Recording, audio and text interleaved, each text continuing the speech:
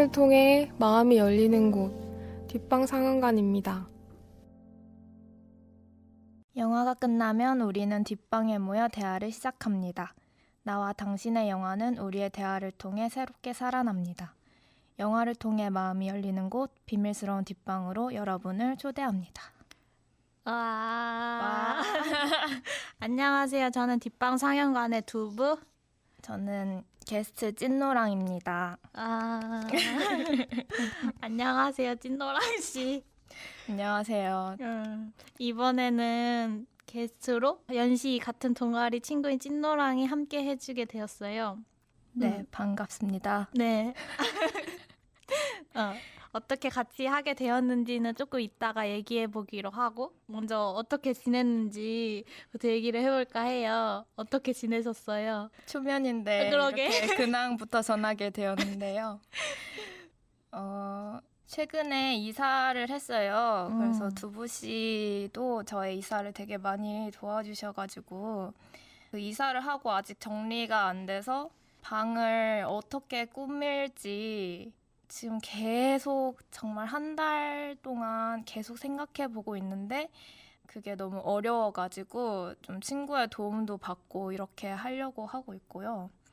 그리고 저는 이 녹음을 하는 게 너무 신이 나서 그리고 제가 너무 좋아하는 영화를 또 같이 제가 미리 찜을 했거든요. 그래서 온 동네방네 찜을 해놔서 이 기회가 거의 반강제로 저한테 오게 되었고 그래서 이 녹음을 위해서라기보다는 저도 그냥 하나에 몰두하는 그 느낌 자체를 되게 좋아해가지고 영화도 미리 개봉하기 전에 이제 아카데미 시상식 오스카상 후보작들은 이제 미리미리 영화관에서 많이 상영을 해주더라고요.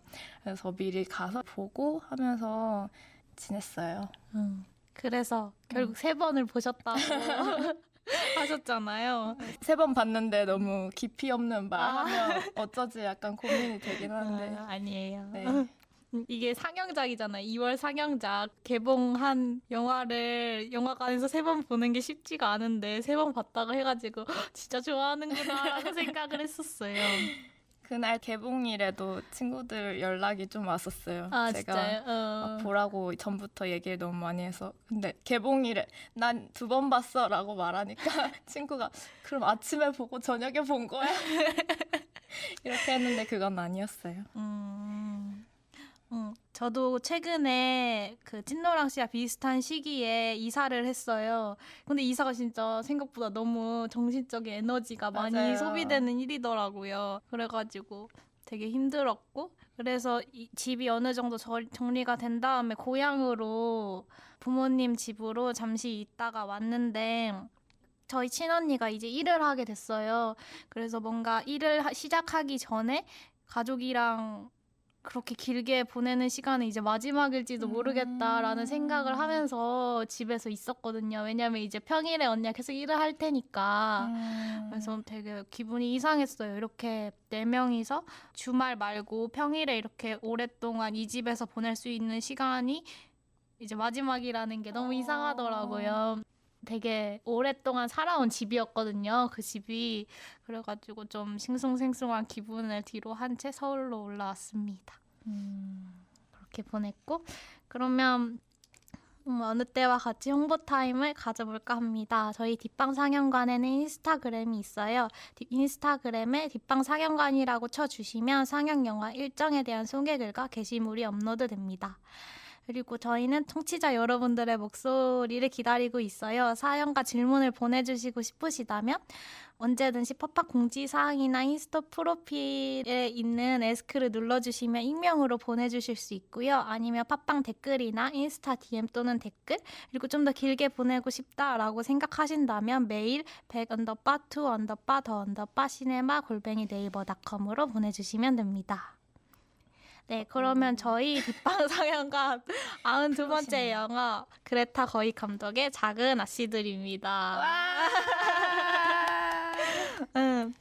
저희 뒷방 상영가 멤버들끼리 이 영화를 하자라고 정하고 나서 제가 하고 싶다고 했거든요. 근데 뒷방 상영관 친구들도 하나같이 그러면 찐노랑이랑 같이 하면 되겠다 이렇게 얘기를 하는 거예요. 그래서 찐노랑이 그레타 거위 감독을 좋아하고 작은 아씨들을 오랫동안 기다려왔다는 걸 굉장히 많은 연시 친구들이 알고 있었어요. 그래가지고 여차저차 찐노랑에게 같이 할래? 라고 연락을 했고 그래서 같이 하게 됐습니다. 되게 민망하네요. 모두가 알고 있어요.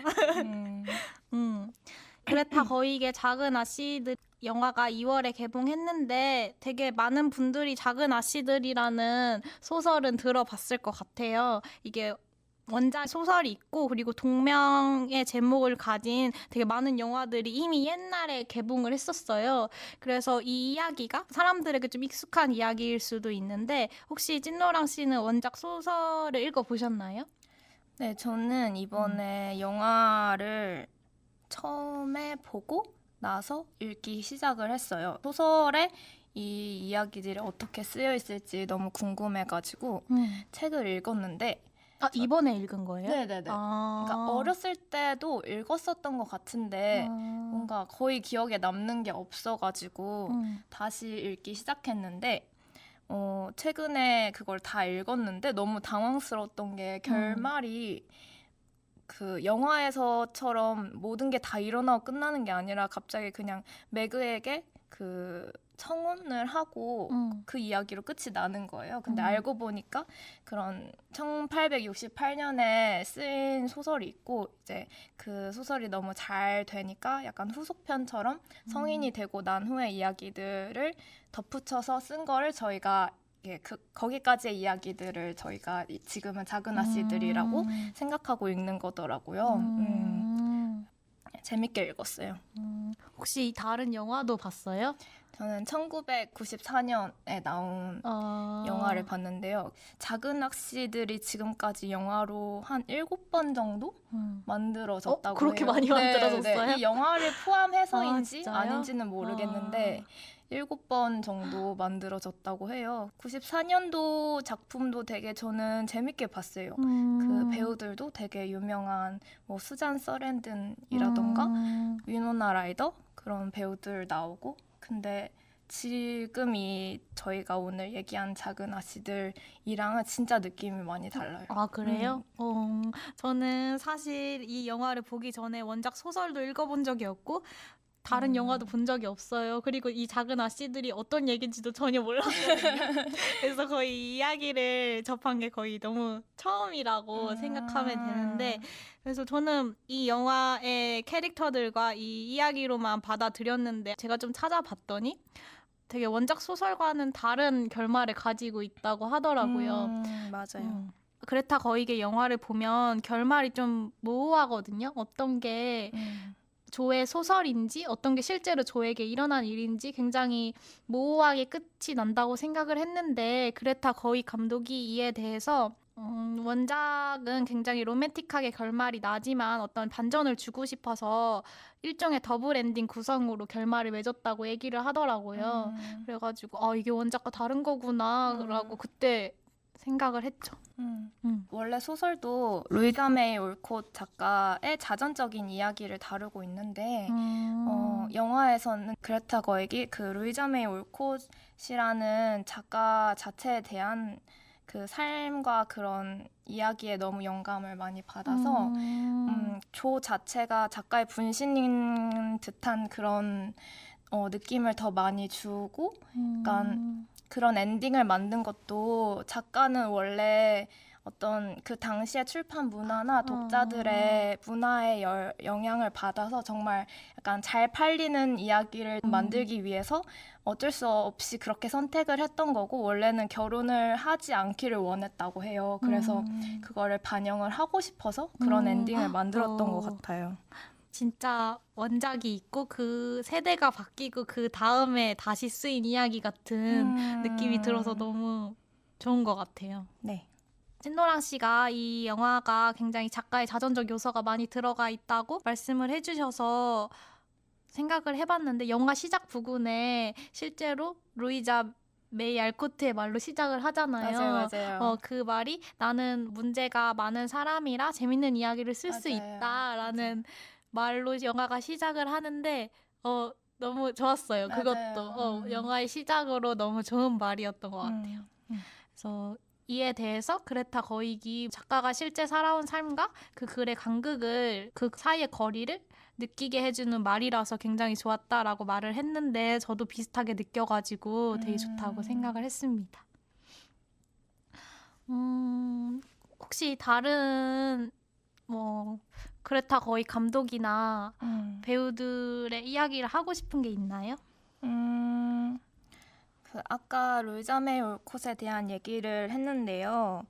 뭐 인터뷰 같은 것들을 조금 찾아보면서 알게 된 건데 이제 영화에서 작은 아씨들에 해당하는 그 자매들의 엄마 역할인 말미 캐릭터가 나오잖아요. 네. 근데 그 엄마 역할도 실제 루이자메 올콧의 어머니였던 에비게일 알콧 그 캐릭터가 많이 투영이 된 것 같은데요. 그분도 되게 정말 되게 진보적인 되게 사회운동가였더라고요.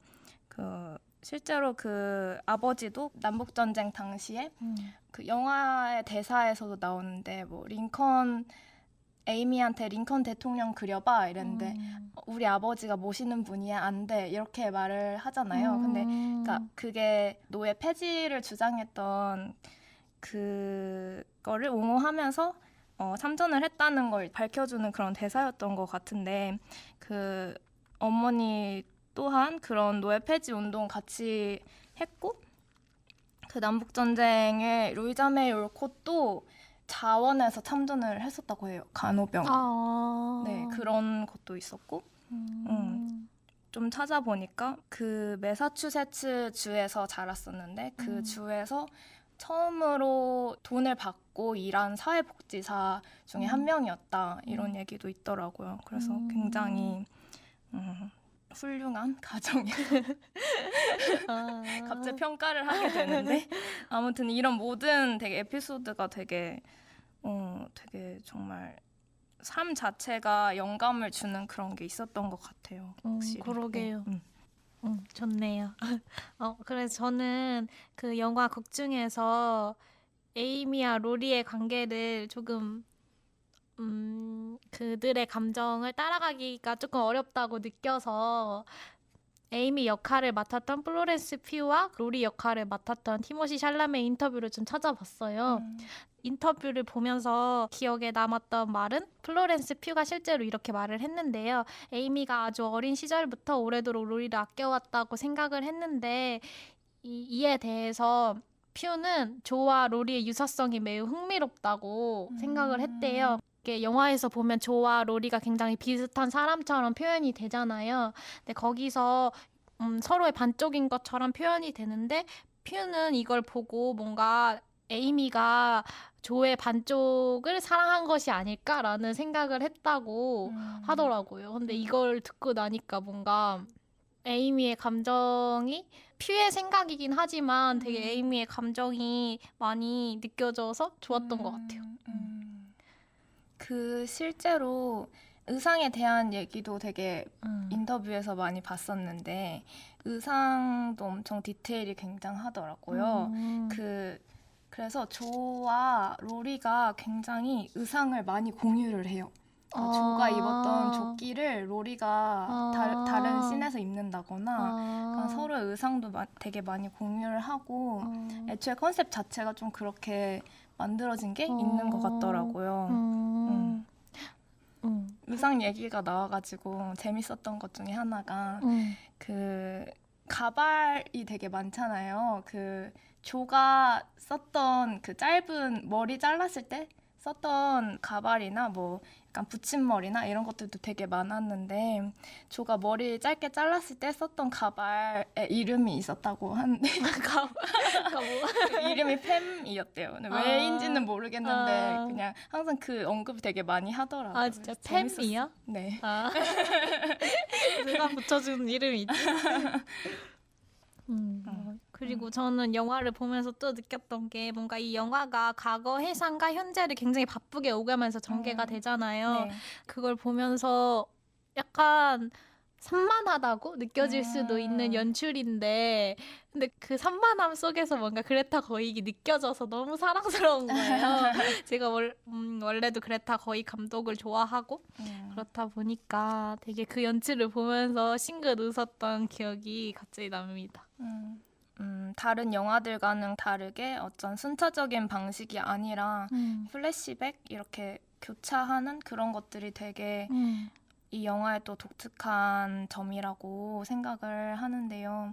그 유년 시절과 성인이 된 후 이렇게 나눌 수 있다면 영화를 그리고 타임라인이 되게 복잡하고 또 인물 개개인이 또 달랐다고 생각을 하는데 그런 게 되게 산만하게 느껴질 수도 있지만 색이나 톤 같은 걸로 되게 조절을 많이 뭔가 통일성을 부여를 했다고 생각을 해요. 예를 들면 그 조가 되게 유년 시절에 대한 그런 뭔가 그 유년 시절이 지나가는 거에 대한 아쉬움 그런 거 되게 많이 느끼잖아요. 매그가 결혼할 때도 그게 지나가는 것 같아서 너무 슬프다 약간 이렇게 표현을 하기도 하는데 그런 좀 되게 따뜻하고 찬란했던 유년 시절은 약간 금빛으로 뭔가 노란 톤으로 되게 따사로운 그런 느낌으로 화면을 이렇게 편집을 하고 이제 성인이 된 후에는 뭔가 베스의 죽음이란 아픈 사건도 있고 어쨌든 매그는 결혼을 하고 또 가난과 양육에 시달리고 또 베스는 뭔가 모든 자매들이 흩어지고 나서 혼자 남고 약간 이런 식의 뭔가 각자의 또 뭔가 성인이 된 삶을 이렇게 살아가면서 뭔가 그런 것들을 좀 차가운 톤으로 뭔가 영화를 보면 되게 짙은 파란색의 톤으로 이렇게 편집을 했더라고요. 그래서 그런 거를 이제 눈치채고 보면은 또 되게 또 명확하게 느껴지는 그런 부분도 있고 그런 것들이 또 나중에는 섞이기도 하고 이랬던 것 같아요. 보통 어린 시절과 그 이유를 구분해서 나오는 영화는 분장이나 옷을 되게 많이 다르게 맞아요. 입혀서 그런 식으로 구분을 하는데 이 영화는 분장도 거의 안 하고 옷도 우리가 보기에는 되게 비슷하게 느껴지니까 근데 그거를 화면의 톤으로 어느 정도 관객들이 구분을 할 수 있게끔 만들어줬다는 게 되게 좋은 것 같아요. 옷도 근데 가만히 보면은 조가 나중에는 바지를 입어요. 저는 그게 되게 좋았는데 옷도 되게 파란색 톤의 옷을 많이 입고 이게 약간 좀 저같이 여러 번 보는 사람들이 인지할 수 있을 만한 것들이기도 한데 그래도 그런 엄청 디테일들 엄청 많이 숨겨놨더라고요.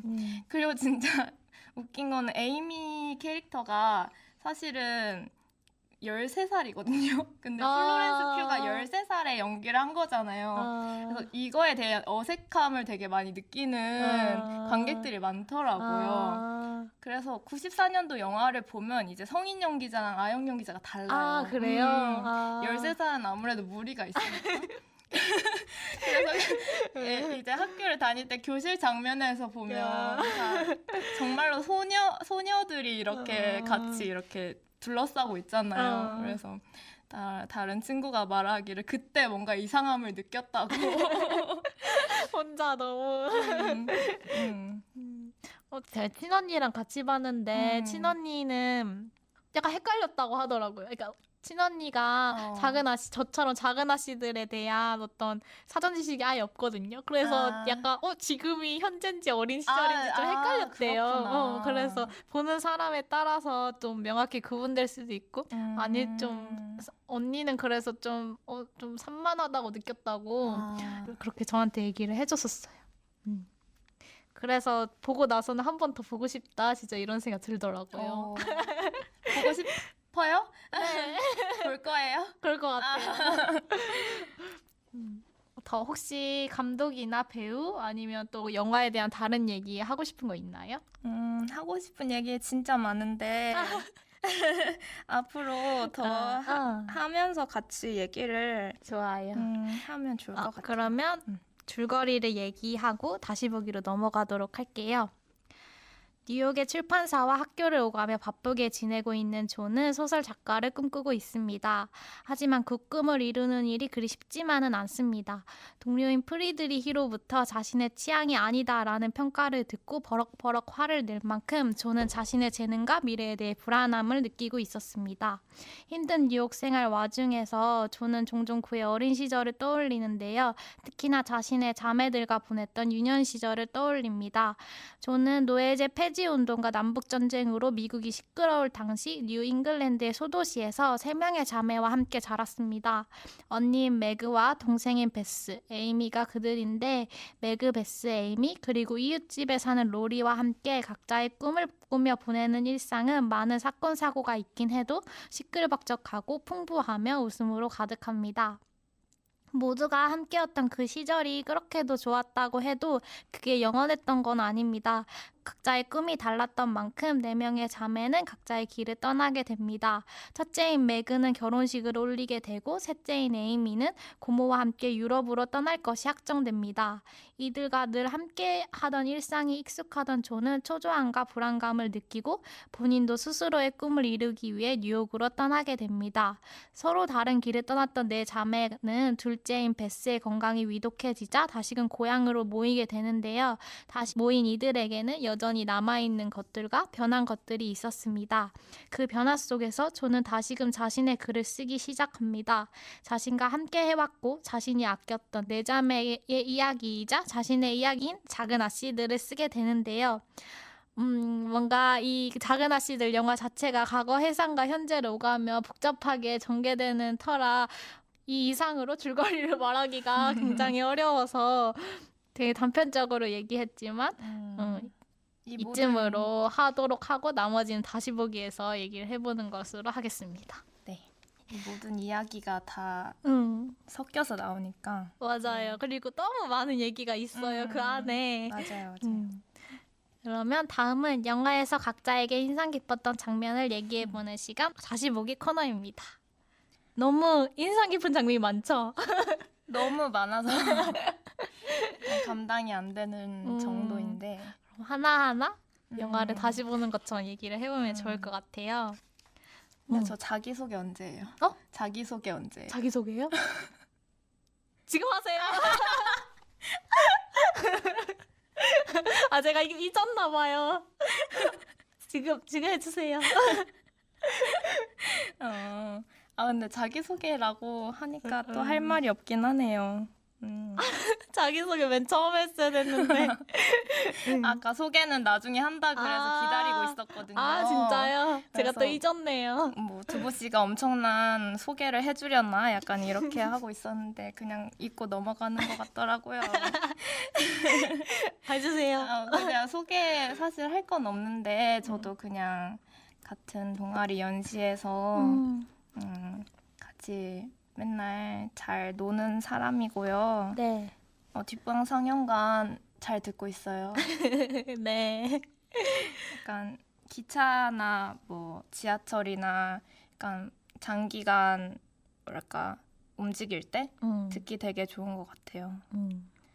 그리고 되게 말하고 싶었던 것 중에 하나가 그 최근에 타오르는 여인의 초상 방송을 듣고 제가 너무 감명을 받아서 진짜요? 제가 나물님의 팬이거든요.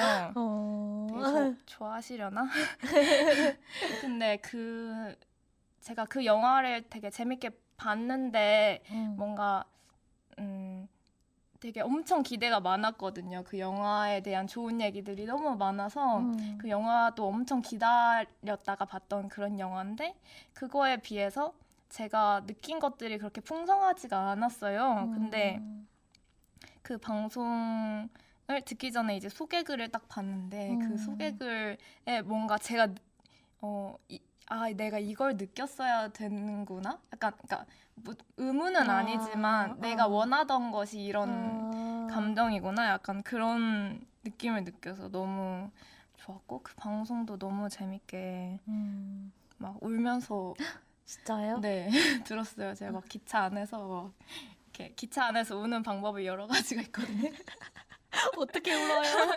그냥 가만히 그러니까 옆 사람한테 들키지 않기 위해서는 가만히 그냥 눈물 흘리거나 약간 그럼 뭐 하는지 모르잖아요. 아니면 이제 고개를 푹 숙이고 약간 빠르게 눈물 훔친다거나 약간 아무튼 그러면서 되게 잘 들어서 꼭 얘기를 해주고 싶었고 이 이야기를 뒷방 친구들이 들으면 너무 좋아하겠네요. 방송 꼭 들어주세요. 들을지 모르겠지만. 안 들을 수도 있을 것 같아요. 그리고 뭐 저를 찐노랑이라고 소개를 했는데요. 네. 그냥 어쩌다 생긴 별명, 중학교 때 별명인데 그냥 친구 둘이서 서로 불렀던 그런 별명인데 갑자기 대학교에 와서 부르게 돼서 되게 민망하긴 한데 찐노랑이 근데 요즘 약간 내가 찐이다 약간 이런 말 많이 쓰잖아요. 근데 그때는 그 말이 없었거든요. 근데 그래서 약간 그리고 저희 뒷방 상영가 원년 멤버 중에도 노랑이 있잖아요. 그래서 맞아요. 내가 찐 노랑이다. 그렇게 생각해본 적 없는데? 약간 이럴까봐 내가 다른 닉네임으로 가야 되나? 약간 고민을 막 하고 있었는데 이미 찐노랑으로 맞아요. 소개가 됐더라고요. 그래서 그냥 오해하지 말아주셨으면 좋겠고 저희가 찐노랑의 의사에 상관없이 예전에 그레타 거익 감독의 레이디 버드 녹음할 때 이미 맞아요. 찐노랑 얘기를 2번이나 했어요. 맞아요. 그래가지고 그래서 귀에 익숙한 이름이면 저도 기억되기가 더 좋으니까요. 그래서 근데 너무 찐노랑. 잘 어울려요. 찐노랑이랑. 그래요? 네. 제가 감사합니다. 느끼는 바로는 감사합니다. 네, 여기까지 소개를 마치고 다시 보기로 넘어가 보도록 하겠습니다. 처음부터 하나하나 얘기를 해볼까요? 네. 어떤 부분이 좋았어요? 근데 진짜 다 하나하나 얘기를 하고 싶어요. 그러니까 네. 그냥 좀 재밌었던 장면들 위주로 막 이렇게 좀 떠올려 보면은 춤추는 장면들이 굉장히 많이 나오는데 이제 제일 제가 좋았던 춤추는 장면은 이제 어떤 무도회에 둘만 가는데 매그랑 조만 이렇게 초대된 이 아닌가? 뭐 어쨌든 둘만 갔었던 것 같아요. 맞아요. 네, 맞죠. 근데 거기에서 그 매그가 발을 삐게 되는 그 무도회인데 거기에서 이제 조와 로리가 서로의 존재는 알고 있었지만 그 가까운 데 사니까 이제 처음으로 대면해서 대화를 하게 되는 그런 곳인데 이제 서로 둘 다 무도에 큰 흥미가 없어서 그냥 어디에 숨어 있다가 만나게 되는데 그 조가 치마를 태워 먹어서 춤을 못 춘다고 하니까 좋은 방법이 있어 이렇게 해가지고 나가서 이제 현관에서 그러니까 사람들의 눈에 약간 피하면서 또 무도회 안의 장면 또 보여주면서 이제 막 춤을 추는데 엄청 진짜 막 엄청 막 서로 스텝 꼬여서 부딪히기도 하고 막 그냥 그 춤을 추기도 하고 막 그러는데 그 장면이 또 초반부기도 하고 뭔가 딱 집중이 잘 될 때 이렇게 딱 보는데 그냥 너무 아름답고 그냥 너무 그냥 저는 춤추는 장면을 보면 좀 눈물이 나는 게 있거든요. 뭔가 그런 해방감도 있고 뭔가 그런 좀 아름다움을 느끼는 게 있는데 그냥 그걸 보면서 진짜 볼 때마다 되게 혼자 찔끔찔끔 거렸던 것 같아요. 그래서 너무 좋고 그 장면이 그러니까 조와 로리가 춤을 췄던 경험이 되게 묘하다고 생각했던 게 그 뭔가 그 무도회장의 바깥에 있는 현관 같은 공간이잖아요. 근데 그 무도회장의 불빛이나 음악들은 되게 잔잔하게 들리고 빛도 나오는데 근데 아무도 없는 공간이고 아무도 거기서 춤을 출 생각은 안 하고 되게 조와 로리가 가지고 있는 위치성과도 굉장히 겹쳐지는 공간인 것 같아요. 뭔가 사람들이 많이 따르려고 하는 어떤 사회 제도에서 항상 조금씩 삐끗하잖아요, 둘은. 하지만 뭐 그 속에서도 어떤 해방감을 가지려고 하고 뭐 그런 것들이 그 공간 자체에서도 되게 많이 표현이 됐던 것 같네요. 지금 얘기를 들으면서 생각을 해보니까 그 상황이 정말 실제였다고 생각을 하면 저희가 영화를 봤을 때는 그런 배경 음악이 그 사운드를 가득 차고 있지만 거기에서는 그게 막 100% 크게 맞아요. 안 들리고 뭔가 희미하게 들리는데 그 약간 어떻게 보면 약간 좀 찬 공기를 뭔가 마시면서 밖에서 약간 킬킬대면서 약간 비밀스럽게 노는 거잖아요. 그렇게 맞아요. 생각하니까 더 좋네. 너무 그죠. 소름이 돋았어요. 상상해보진 않았는데. 무도회장에 안에 있다고 말하기도 어렵지만 완전히 바깥에 있다기도 뭐한 장소였던 것 같아요. 그래서 즐길 건 다 즐기고 다 즐길 수 있으면서 거기 안에는 있지 않았다 뭐 이런 느낌이 드는 장면이었던 것 같아요. 저도 그 장면 너무 좋았어요.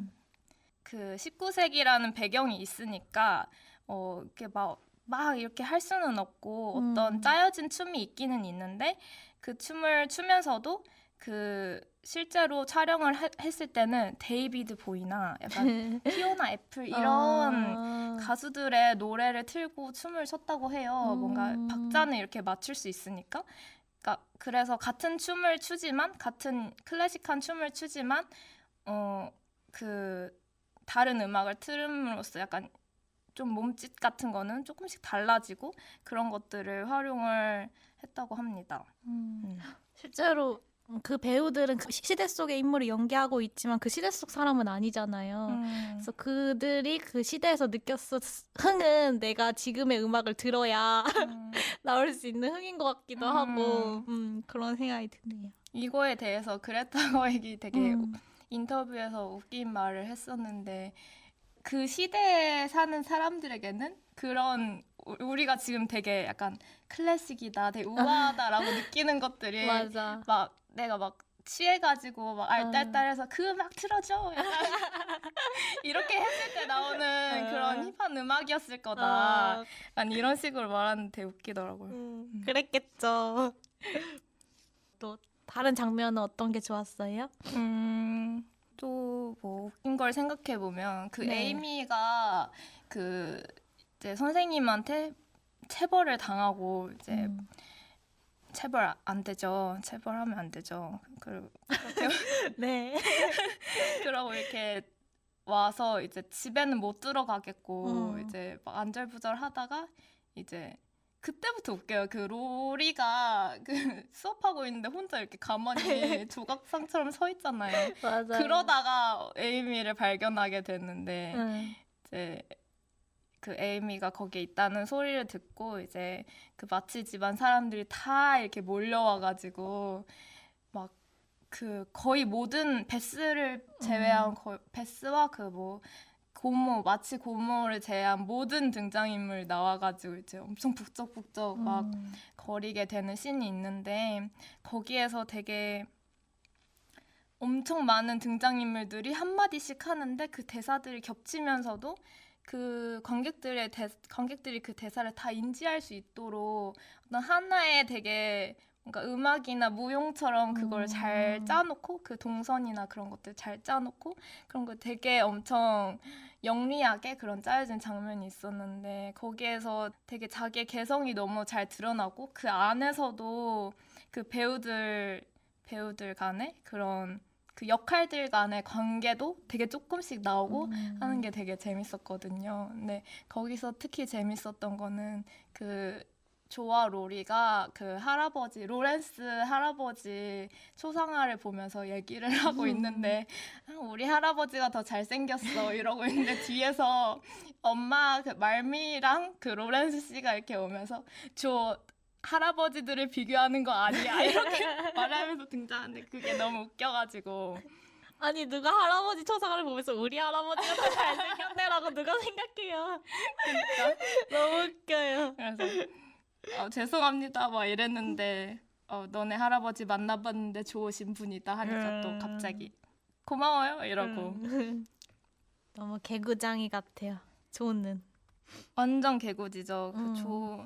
나중에 또 배우나 이제 캐릭터에 대한 얘기를 같이 하면 좋을 것 같은데 저는 그 조의 그 시어샤 로난 배우가 항상 약간 업텐션이라고 해야 되나? 그 어떤 나는 개구지다 그거를 온몸으로 계속 표현하는 그게 너무 좋았거든요.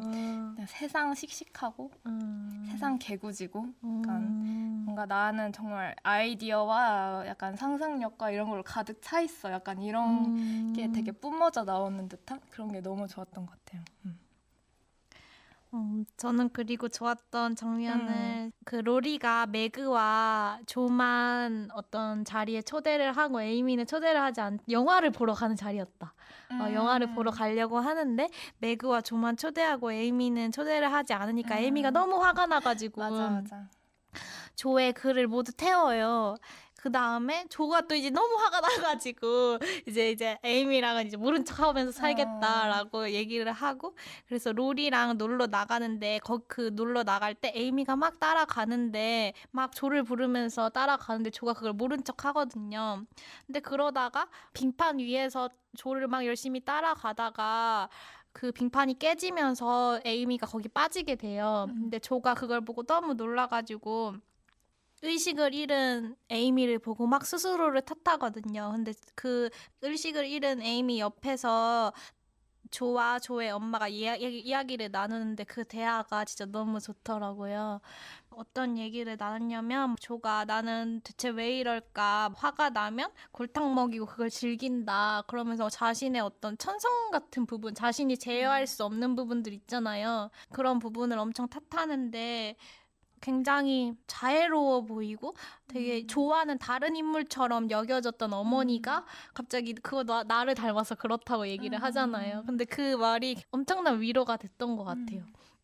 뭔가 나보다 어른이라고 생각했던 사람이 나와 비슷했고 어느 시간을 지나서는 그 모습을 나름 감출 수 있는 사람이 됐다는 거 그 사실만으로 되게 좋았던 것 같고 그래서 막 여기서 엄마가 해준 모든 말이 좋았는데 이게 정확한 말은 아니지만 어떤 말이었냐면 뭐 나의 장점을 분노가 집어삼키지 않도록 배운다. 그래서 너도 너만의 방법을 배워라. 뭐 이런 말을 하고 또 조에게 해주는 말로 어떤 천성은 억누르기엔 너무 고결하고 굽히기엔 너무 드높다. 이런 말을 해줘요, 조에게.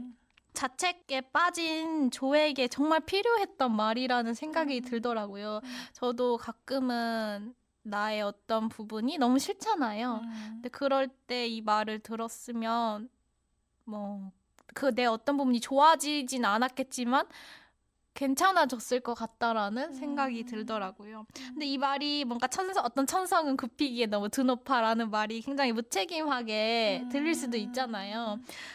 근데 사회에서 강요되는 걸 생각하면은 뭔가 단점을 항상 지워야 되고 좋은 사람이어야 하고 좋은 여성이어야 하고 이런 강요들이 넘쳐나는 사회에서는 이런 굽힐 수 없는 천성이 있다는 말 자체가 되게 많은 의미를 가지고 있다고 생각했어요.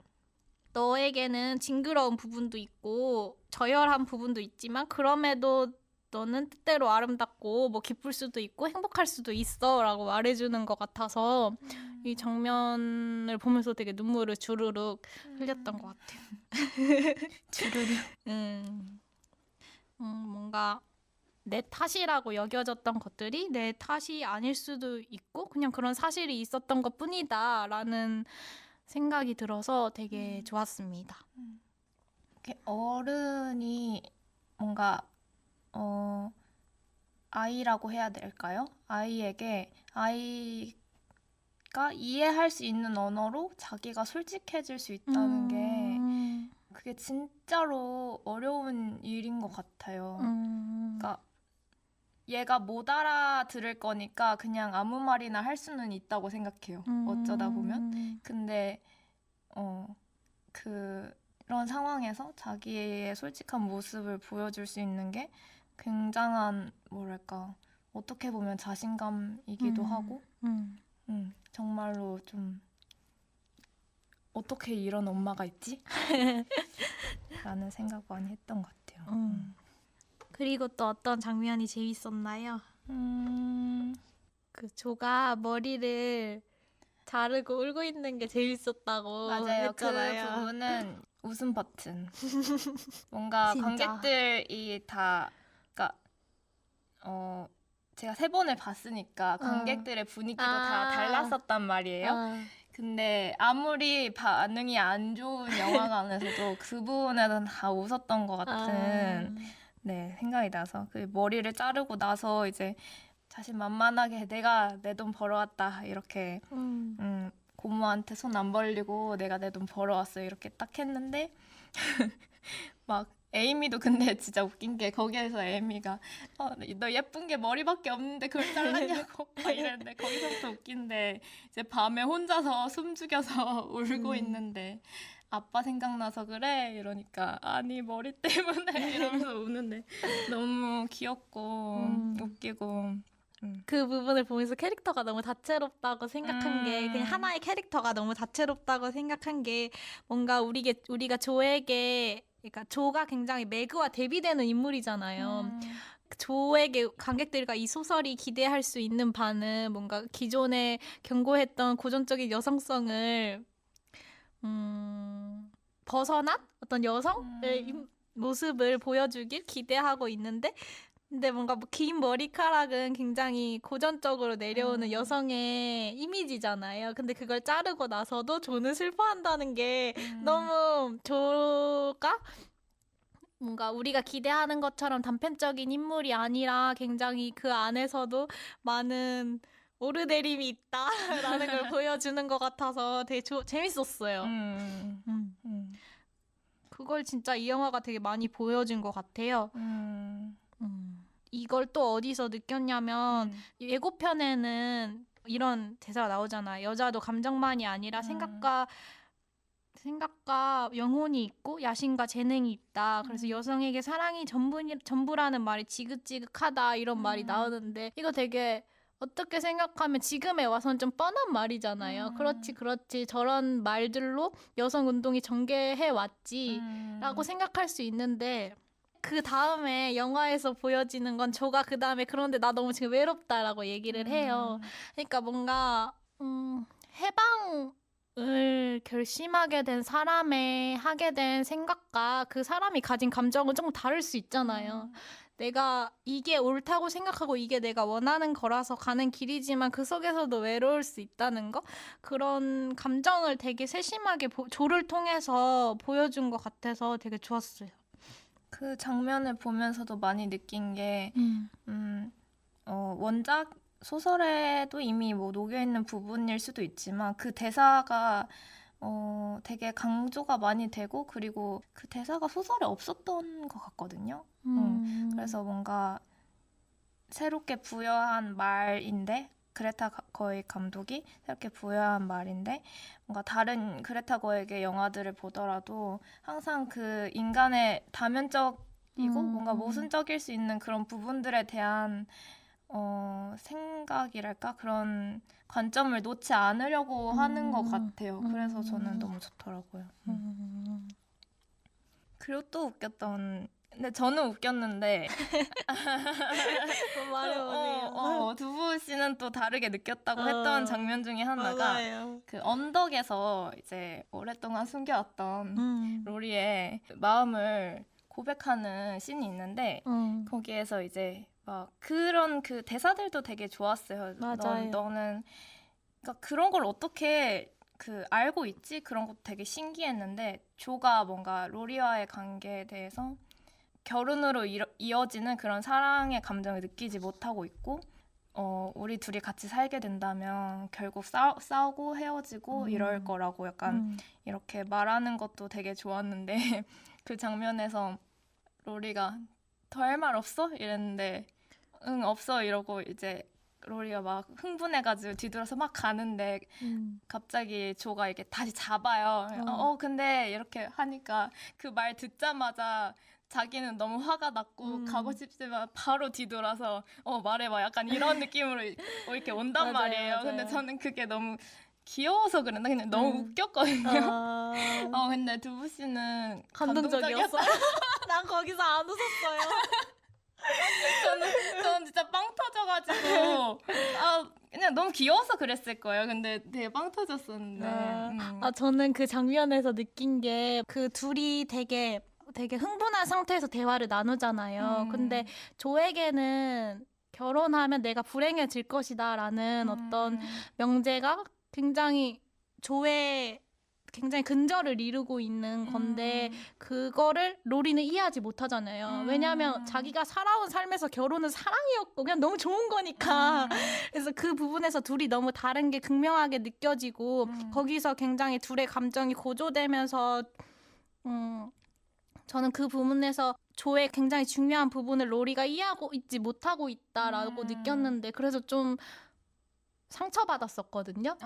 그렇게 뭔가 너무 잘 지내오던 친구마저도 너무 비슷하고 너무 둘이 너무 비슷하잖아요. 근데 맞아요, 그 맞아요. 부분에서 너무 다른 게 이 부분에서 그래서 남성과 여성이 살아온 삶에 대한 다른 점을 말하고자 했던 것 같은데 그럼에도 로리가 조의 이야기를 듣는 태도는 너무 진지한 거예요. 저는 그 부분 다시 돌아와서 너무 경청하는 모습에서 이게 뭔가 우리가 서로에게 갖춰야 할 태도인가? 서로가 다르다는 걸 알고 서로가 이해할 수 없는 부분 때문에 싸우기도 하지만 마지막까지 흥분한 상태에서도 서로의 말을 경청한다는 거, 그렇게 진지하게 듣는다는 게 저에겐 굉장히 감동적인 포인트여서 감동적이었어요. 근데 그렇게 말하면 제가 뭐가 되나요? 아니 근데 그 얘기를 들으니까 되게 저도 엄청 공감이 가네요. 맞아요. 그게 제일 중요한 게 아닐까. 맞아요. 영화 내내 그런 장면들이 되게 많이 나오는 것 같아요. 에이미와 로리가 결혼에 대해 얘기하는 장면에서도 뭔가 결국 너와 나는 다르다는 거를 얘기하지만 결국 둘이 결혼을 하게 된다는 결말 자체도 다른 어떤 시사점을 준다고 생각을 했거든요.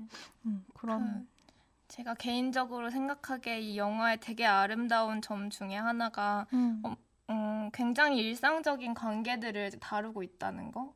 그러니까 정말 다양한 어떻게 보면 가족이라는 좀 작은 뭐 집단일 수도 있겠지만 어쨌든 간에 그런 되게 일상적인 관계들을 계속해서 보여주고 그 안에서 일어나는 일들을 또 어떻게 보면 이제 글로 썼다는 게 그게 참 되게 아름다운 점이라고 생각하는데 영화에서 말하고자 하는 혹은 뭐 두부 씨가 느꼈던 그냥 개인적으로 느낀 거일 수도 있겠지만 지금 그렇게 받아들이는 게 진짜 좋은 것 같아요. 일상이란 말을 들으니까 생각난 건데 이 영화가 남북 전쟁을 배경으로 하고 있고 그것 때문에 아버지가 참전을 했기 때문에 나오지 않잖아요. 근데 어떻게 보면 그냥 전쟁 영화다라고 말하면 전쟁 영화일 수도 있는데 너무 그 안에 전쟁 속에서 살아가는 사람들의 모습을 색다르게 우리가 잘 안 봤던 지점들을 많이 포착했다고 해야 하나? 그래가지고 되게 그것도 되게 좋았어요. 전쟁이 굉장히 비일상적인 사건인데 그 속에서 일상은 어떻게든 굴러간다는 어떤 그런 이야기를 또 한 번 하고 있는 것 같아서 그것도 좋았던 것 같아요. 제가 또 되게 최근에 뭔가 전쟁에 관한 새로운 시각을 가진 저한테는 되게 새롭게 느껴지는 전쟁에 관한 이야기들을 되게 많이까지는 아니어도 되게 임팩트 있었던 몇 권의 책이 있거든요. 그래서 그것과 이어져서 또 너무 좋았던 것 같아요. 어떤 책이에요? 네, 책 하나는 박안서 작가의 나목이라는 책이고요. 하나는 스베틀라나 알렉시에비치의 전쟁은 여자의 얼굴을 하지 않았다라는 책인데 둘 다 문학 작품인데 되게 성격은 많이 달라요.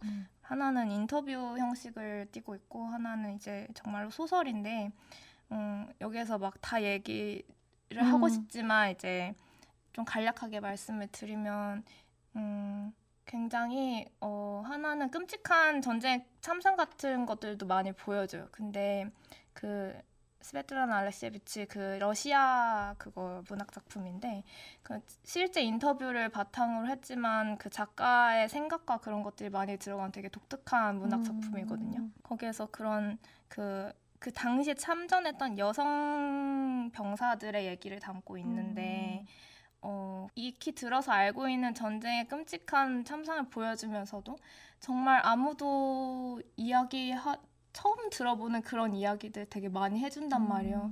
근데 그런 것들 되게 일상적인 뭔가 전쟁에서 느꼈던 가난이나 아니면 전장의 후반부에 있는 그런 사람들의 이야기나 뭐 정말 다양한 이야기들이 들어있는데 그게 정말로 저한테는 많은 사고방식 전환이랄까 그런 게 있었어서 그리고 박완서의 남옥 같은 경우에도 전쟁 후였는지는 정확히 시대적 배경을 모르겠는데 어쨌든 전쟁의 그 우울함이 남은 상태에서 그 저희 나이 또래 그 어린 여성이 그냥 일을 하면서 겪는 어떤 외로움이나 막 연애 사건 이런 것도 많이 나오는데 그 안에서 되게 그냥 쓸쓸함을 느끼고 고독하고 그런 개인의 그냥 작은 이야기들을 다룬 건데 뭔가 전쟁을 대하는 저의 그냥 전쟁은 너무 끔찍하고 인간이 저지를 수 있는 최악의 사건이라고만 생각을 했는데 그거에 대해서는 변하진 않았지만 그 안에서 그 사람들의 이야기, 그 전쟁도 사람들 살면서 일어나는 일이고 정말 그 비일상적이지만 일상은 그대로 흐르고 있고 그런 것들을 보여줘서 저한테는 되게 너무 좋았거든요. 그래서 그거랑 또 이건 다른 이야기니까 너무 좋았었던 것 같아요. 제가 최근에 깨달은 건데 제가 그 엄청 힘든 상황에서 너무 유머러스하게 그 상황을 지내는 인물의 이야기를 너무 좋아해요. 그렇더라고요. 그러니까 제가 뭔가 힘든 상황에 굉장히 취약한 성격을 가지고 있는데 거기서도 유머를 간직하고 하는 사람들의 이야기를 굉장히 좋아하는데 이게 그런 이야기 같이 느껴지더라고요. 그래서 되게 좋았어요. 혹시 다른 예를 들면? 예를 들면? 뭐 예를 지금 못 들겠어요. 왜 생각이 안 나요? 아무튼 뭐 그런 것들 재밌었어요. 무슨 이야기인지는 너무 잘 알 것 같아요. 네. 혹시 더 이야기하고 싶은 장면이 있나요? 사실 제가 가장 이야기하고 싶은 장면이 있었는데 마지막으로 얘기하고 싶어서 빼놨어요. 아 진짜요? 그 장면이 뭐였냐면 조가 작은 아씨들을 쓰기로 결심을 하고 다락방에서 글을 막 쓰는 장면이 있어요. 막 완전 그때는 이제 컴퓨터를 안 쓰니까 그냥 진짜 그 깃펜 같은 걸 이제 잉크에 담가서 이렇게 막 쓴단 말이에요. 맞아. 막 이런 소리 나면서 그 계속 몇 가지 막 수십 가지의 얘기를 종이에 써서 이렇게도 배치해보고 저렇게도 배치해보고 하면서 그런 창작의 과정을 뭔가 꽤 오랜 시간을 그러니까 영화에서 담을 이야기가 너무 많은데 그 러닝타임을 의도적으로 할애를 해서 보여줬다는 생각이 되게 많이 들더라고요. 그 시간을 지나면서 그게 너무 좋게 느껴지는 거예요. 뭔가 그냥 되게 몰입해서 뭔가 만들어내고 그러니까 그 전에 장면이 이제 나는 너무 외롭다 이거였는데 어떻게 보면 예술로의 승화일 수도 있지만 아무튼 간에 자기의 그런 창작을 하는 그 과정을 보는 게 그냥 너무 좋더라고요. 근데 그거랑 이어져서 나중에 그 마지막 장면에서 이제 조가 그 작은 아씨들 이렇게 책을 막 편집하는 과정이 보이거든요. 뭐 공장에서 이제 커버까지 딱 해서 마지막에 금박 이렇게 탁 털어내면서 리틀 위민 이렇게 하고 끝나잖아요. 근데 그거 책을 만들어지는 과정을 나중에 다시 보면서 생각을 해보니까 이걸 왜 굳이 이렇게 오래 보여주지? 이 생각이 드는 거예요. 되게 오래 보여준다. 근데 거기에서 중요했던 게 그 책을 만드는 것보다도 그 조의 표정이었던 것 같아요. 그냥 아무것도 안 하고 밖에서 서서 그냥 책이 만들어지는 걸 이렇게 보고 있거든요. 근데 그 표정, 그렇게 막 다이나믹하지 않은 그 표정 안에 그러니까 이미 저희는 조의 그 유년 시절과 많은 또 새로운 이야기들을 같이 보면서 지켜봐왔잖아요. 그걸 알고 있는 상태에서 그냥 조의 얼굴을 보는데 그냥 그 생각들이 읽히는 거예요. 그냥 그게 너무 막 너무 좋다.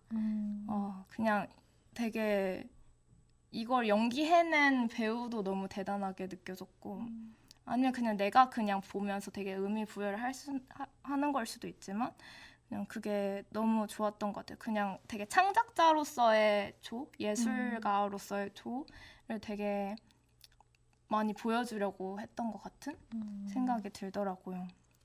또 그래서 그렇게 생각을 하고 나서 돌이켜서 그러니까 영화 전체를 돌이켜서 보니까 그런 씬들이 되게 많았어요. 그러니까 예를 들면 에이미랑 조랑 짧게 얘기를 하는 장면이 있거든요. 조가 지금 쓰고 있는 소설이 우리 이야기인데 뭐 사람들 누가 읽기나 하겠냐 약간 이렇게 말을 했는데 에이미는 나는 너 작품 좋다고 나는 그렇게 생각 안 한다고 근데 조가 그냥 여전히 좀 자신 없어 하면서 작품은 중요성을 반영하는 거지. 그러니까 리플렉트한 거지 부여하는 게 아니라고. 내 작품이 내가 중요하다고 생각해서 사람들이 중요하다고 생각하지 않는다. 이런 식의 얘기를 했는데 에이미가 반박을 하면서 계속 쓰는 게 중요하다고 이렇게 말을 하는데 약간, 이게 감독이 하고 싶은 말인가? 그러니까 너무 그 말이 되게 소중하게 느껴지더라고요. 그러니까 제가 아까 말한 그런 창작자로서의 조 그리고 다른 되게 자매들 다 예술가잖아요. 매구도 약간 그러니까 배우로서의 모습도 보여주고, 그러니까 베스도 되게 조처럼 막 출판을 하거나 하진 않지만 정말 음악 자체를 그냥 삶 안에서 그냥 온전히 즐겼던 사랑하는 사람들을 위해서만 들려주고 이렇게 즐겼던 예술가고 에이미 또한 그렇고 그런 부분을 많이 보여준 것 같아서 너무 좋았어요. 좋네요. 그러면 혹시 더 하고 싶은 말이 나와 있지 않다면 다음으로 넘어가 볼까요? 네. 다음은 영화에 따른 코너인데요. 이 영화가 캐릭터들이 너무 다 다르고 재밌어가지고 캐릭터 자체에 대해 얘기를 한 명 한 명 해보려고 해요. 어떤 이 캐릭터가 영화에서 보여주고자 하는 바가 뭔지, 내가 이 캐릭터를 보고 어떤 생각을 했는지 그거에 대해서 얘기를 한번 해보도록 하겠습니다. 먼저 매그, 첫째인 매그에 대해서 한번 얘기를 해볼까요? 매그를 보면서는 어땠나요? 매그도 네. 참 아니 어떻게 자매들가 자전적인 이야기잖아요. 근데 어떻게 자매들이 그렇게 다르고 맞아요. 어떤 심지어 뭔가의 보편성을 반영하고 있는 듯한 그런 착각까지 들게 하는 그런 성격으로 설정을 한 것 같아가지고 맞아. 매그도 되게 주위에 한 명쯤은 있을 것 같아. 아니면 맞아. 소설에서 되게 뭔가 봤던 것 같은 그런 캐릭터인데 매그는 참 되게 그러니까 아름다움으로 그러니까 제일 예쁜 사람 누구야 매그 약간 이런 거잖아요. 근데 그렇게 가난이 지긋지긋해 하면서도 뭔가 그 옆에 있는 사람의 소중함을 너무 똑똑하게 알고 그걸 또 다시 만족하면서 살아가고 이런 게 되게 물론 저는 그 영화 초반에 이제 충동 구매하고 후회하면서 이제 막 낡은 옷 입고 이제 집 앞에 앉아서 애들 오니까 가서 놀아 이렇게 좀 지친 듯한 그 표정을 좀 잊을 수가 없기는 해요. 정말 지쳐 보인다 이걸 잊지 못하긴 하는데 그래도 적어도 영화 안에서 나오기로는 그 가족과 그 사랑에 만족하고 사는 것 같아서 좀 대단하다고 느껴지기도 했고 저는 매그를 보면서 느껴졌던 걸 엄청나게 함축해서 말하자면 그 매그가 그 했던 말이 전부라고 생각했어요. 내 꿈과 네 꿈이 다르다고 해서 뭐라 그랬지? 내가 틀린 건 아니야 라고 했던가? 그렇게 얘기를 한 게 매그는 어떻게 보면 되게 고전적인 여성성을 가지고 있는 인물이잖아요. 아름다움과 가난함에도 사랑을 중요하게 생각하고 뭔가 우리가 여자 주인공에게 오래도록 부여해왔던 이미지를 가지고 있는 인물인데 매그가 내 삶이 틀린 게 아니다라고 말을 함으로써 주는 함의가 분명히 있었다고 생각해요. 페미니즘을 시사하는 영화를 만들고자 할 때 되게 많이 실수를 범하는 부분이 여성성을 부정해 버리는 것. 뭐 여성성과 남성성을 구분하는 거 굉장히 모호하지만 그럼에도 나눠보자면 매그는 어떤 고정적인 여성성을 상징한다면 그 밖에는 조가 있잖아요. 조는 뭔가 고정적인 여성성에서 굉장히 벗어난 인물로 묘사가 되는데 그럼에도 그런 여성성이 틀린 게 아니라 우리가 원하는 건 어떤 이 네자마의 모습처럼 다양한 여성의 욕망의 분출이다라는 것을 매그가 굉장히 되게 제일 잘 보여준 것 같다고 생각을 했어요. 그래서 되게 좋았어요. 페미니즘을 주제로 한 영화에서 되게 다루기 힘든 캐릭터였던 것 같아요. 매그는. 그래서 매그의 존재가 저는 더 좋았던 것 같아요. 그래서 좋았다라고 얘기를 하고 싶습니다. 제가 아까 말했던 그 감독이 인간의 다면적이고 모순적인 모습을 놓치지 않으려고 하는 그런 노력의 일환이었다고도 생각이 들어요. 근데 또 매그를 이렇게 제가 너무 함축적인 말로 걔를 딱 이렇게 조여버린 느낌이 들어서 조금 찝찝함이 남아있긴 한데 그걸 보여주기 위해서 설정된 인물이었다고 전 생각했어요. 그런 부분이 좀 강렬했었던 것 같고 근데 또 한편으로는 아니다 이걸 한편 그냥 아예 다른 이야기 같은데 그냥 제가 매그에 관련해서 재밌게 봤던 장면이 그 파티에서 되게 화려하고 그런 파티에서 그렇게 막 데이지라는 약간 애칭 막 이렇게 불리면서 그런 모습이 그 집안의 가치관과는 좀 맞지 않는 그런 모습인데 아무튼 그 화려함을 또 그 욕망하고 좋아하는 게 있고 그런 상태였는데 이제 로리한테 뭔가 들킨 듯한 그런 모습을 보이면서 이제 로리가 또 무례하게 했잖아요. 무례하게 맞아요. 해서 그렇게 화를 내고 이렇게 가만히 있다가 나중에는 근데 로리한테 조한테는 말하지 마 이렇게 얘기를 맞아요. 하잖아요. 그 부분이 정말 되게 인상이 깊었거든요. 맞아요. 다른 사람도 아닌 조한테 말하지 말라고 했다는 게 뭔가 자신의 양심의 뭔가 분신 같기도 하고 그런 뭐랄까 미묘함이 되게 좋았었던 것 같아요. 맞아요. 크게 보자면 조와 조의 가족이 지향하는 바가 견고하고 주류적인 사회 제도에서 벗어나 있는 좀 더 저항적인 위치를 가지고 있는 것 같은데 그 안에서는 때때로는 그냥 그 사회적 주류를 욕망하기도 하고 그리고 그 안에서 저항하고자 함이 또다시 억압이 이렇게 뭔가 자유를 더 억압해버릴 수 있다는 거? 그런 면도 되게 보여준 것 같아서 조에게 말하지 말라고 한 건 진짜 조가 얼마나 강했으면 그렇게 말을 할까 생각이 들거든요. 근데 결국 우리가 원하는 건 그게 아니잖아요. 누가 누구의 눈치를 보고 자기가 원하는 걸 하지 못함이 아니잖아요. 다음은 조의 얘기를 한번 해볼까요? 근데 저는 사실 조는 어떤 얘기를 해야 될지 잘 모르겠어요. 영화 내내 조 얘기를 하니까 맞아요. 다른 인물 먼저 얘기를 해볼까요? 그럴까요? 그러면 셋째인 베스 먼저 얘기를 한번 해볼까요?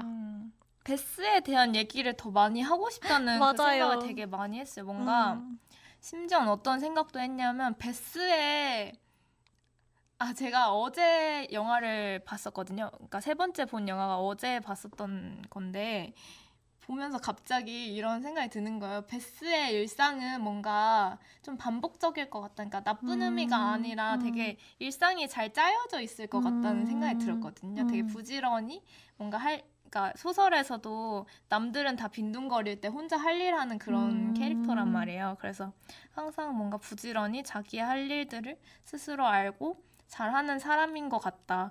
그렇게 생각을 하니까 요즘 약간 브이로그 같은 게 많잖아요.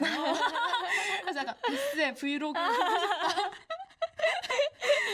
약간 그런 생각이 되게 들면서 약간 베스의 시선으로 보는 그런 평화로운 뭔가 그런 것들을 보고 싶다. 이런 생각들이 되게 많이 들었어요. 베스는 이제 베스가 죽는다는 것이 영화에서 좀 큰 사건이고 좀 저희가 영화를 보면서 이게 또 인물 간 또 정이 드는데 그 누군가 죽으면 동정심이 확 일잖아요. 영화가 준 좀 위험함이기도 한데 그게 좀 강렬하다 보니까 뭔가 베스의 개성에 대한 이야기를 좀 많이 안 하는 것 같기도 해가지고 뭔가 되게 오히려 더 마음이 너무 가고 막 그런 인물인 것 같아요. 맞아요. 베스가 영화 속에서 뭔가 표현하고 있는 어떤 탁월한 평온함 같은 게 있어요. 그 인물이 주는 엄청 그 네 자매가 시끌벅적한데 혼자 굉장히 평온하잖아요. 근데 그게 주는 안정감이 되게 저한테는 강했거든요. 맞아. 그래서 사랑의 감정을 가장 많이 느꼈던 건 저는 베스였던 것 같아요. 베스와 조의 관계, 조가 나누는 대화도 되게 좋았고 둘이 서로를 뭔가 의지하면서 마지막 시간을 보내는 모든 장면이 되게 좋았는데 그리고 또 베스와 로렌스의 관계도 전 너무 좋았거든요. 맞아요. 그러니까 베스가 가지고 있는 그런 게 너무 말로 잘 표현이 안 되는데 그냥 너무 좋았던 것 같아요. 그 인터뷰에서 그 베스를 연기한 일라이저 스캔런이 자기가 생각하는 베스 캐릭터에 대해서 말한 게 있었는데 베스 정확히 기억은 안 나는데 베스야말로 정말 뭐랄까 진정한 이런 표현은 아니었던 것 같은데 그런 베스가 정말로 예술가였다는 것을 엄청 강조를 많이 하더라고요. 그러니까 예술가의 저는 개인적인 정의가 따로 없기는 한데 아마 그 배우가 얘기했던 게 그 누구를 보여주려고 하는 그런 것도 아니고 경제적인 이유 때문에 저처럼 뭔가를 포기하는 그런 것도 없이 그냥 정말로 온전히 스스로 기쁘게 즐기고 또 자신에게 소중하고 사랑하는 사람들에게 그 음악을 들려주는 것에 만족하고 영화에서도 그런 장면이 있었던 것 같은데 뭐 에이미는 나는 세계 최고의 화가가 될 거야 약간 이런 식의 뭐 야망이나 그런 게 있는데 그런 베스의 모습이 야망이 없다기보다는 야망이 없는 게 맞긴 맞는데 어떻게 보면 어떤 의미로의 정말로 진정한 예술가였다? 약간 이런 얘기였던 것 같아요. 그래서 되게 맞다. 진짜 맞는 것 같다. 이랬었던 것 같아요. 진짜 한 명 한 명이 주는 인상이 너무 진짜 강한 것 같아요. 이 영화가. 근데 이러기 정말 쉽지 않잖아요. 아무튼 뭔가 조의 이야기처럼 시간이 흘러가는데 그 안에 인물들이 이렇게까지 강하게 인상을 남긴다는 게 되게 좋은 것 같아요. 그러면 넷째인 에이미 얘기를 한번 해볼까요? 에이미 어땠어요? 에이미가 정말 에이미가 약간 그 정말 모두의 미움을 받는 캐릭터 그런 게 있더라고요. 왜냐면 이것도 인터뷰에서 본 건데 인터뷰를 어쩌다 좀 많이 봤네요. 그 이제 에이미 역할을 맡은 플로렌스 퓨 배우가 나 작은 아씨들 캐스팅 됐다. 뭐, 합격했나? 뭐 어쨌든 작은 아씨들 찍게 됐다. 이렇게 하니까 친구들이 역할 누군데? 이렇게 물어보잖아요. 근데 나 에이미야. 이러니까 친구들이 다 딱히 완전 싫어. 이랬다는 거예요. 그래서 그래. 이랬는데 그러니까 약간 모두가 미워하는 약간 왜냐면 막내인데다가 유럽도 대신 가고 약간 롤이랑도 결혼하고 조의 글도 태워먹고 글도 태워먹고 막 사고치고 약간 이런 캐릭터니까 좀 미움받는 그런 게 있는데 이 영화에서 좀 정말로 가장 많이 각색되었다고 해야 될까? 가장 많이 재창조된 캐릭터가 그 에이미였던 것 같아요. 그래서 저는 에이미 캐릭터가 너무 좋았었던 것 같아요.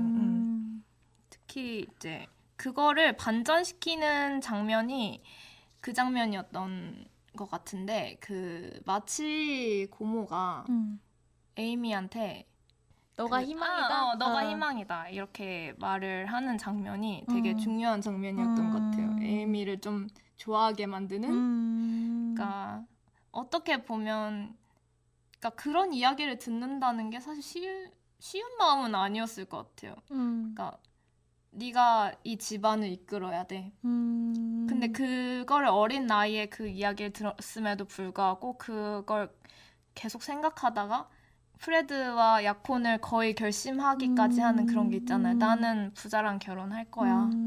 그거를 계속 가치관으로 가지고 가잖아요. 자기 약속처럼. 그런 것들 되게 짠하게 느껴지기도 하고 그랬던 것 같아요. 저는 조와 에이미가 매그와 베스에 비해선 굉장히 욕망과 야망이 있는 인물이라고 생각을 했는데 둘의 야망의 느낌이 너무 다른 것 같아요.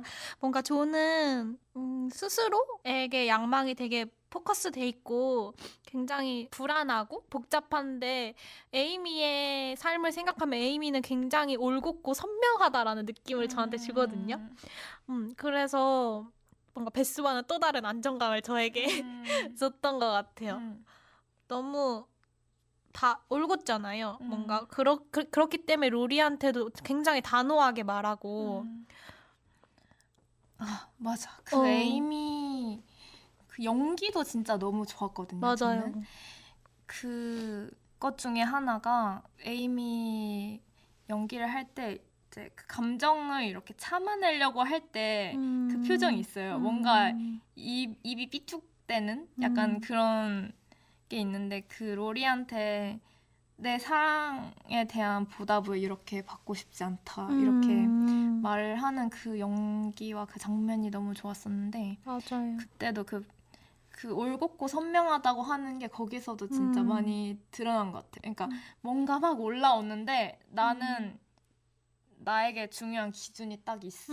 그러니까 너무 강해요. 여기에서 나는 무너지지 않는다. 이게 딱 너무 있는 것 같아서 그걸 이렇게 탁 참아내고 이렇게 말하는 그게 그리고 그렇게까지 솔직하기 힘들잖아요. 에이미처럼. 그쵸. 그냥 얼버무리고 넘어갔을 수도 있는데 맞아요. 너무 좋아. 그래서 플로렌스 퓨의 인터뷰를 봤는데 플로렌스 퓨가 에이미는 로리의 교육자 같은 역할을 했다고 얘기를 하더라고요. 후반부에 가서는 로리에겐 그런 게 필요했다고 그런 것 같다고 생각했어요. 근데 또 애칭은 기공자님이었나? 주인님이었나? 막 My Lord 막 이랬나? 그래서 어떻게 불렀는데 그 약간 진짜 사람을 잘 길들일 줄 안다. 약간 그런 생각도 들긴 했고. 맞아요. 너무 대단해요. 에이미 진짜. 다음은 로리 얘기를 한번 해볼까요? 로리는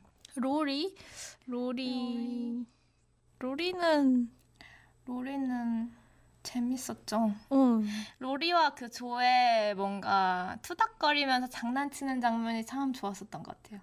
맞아요.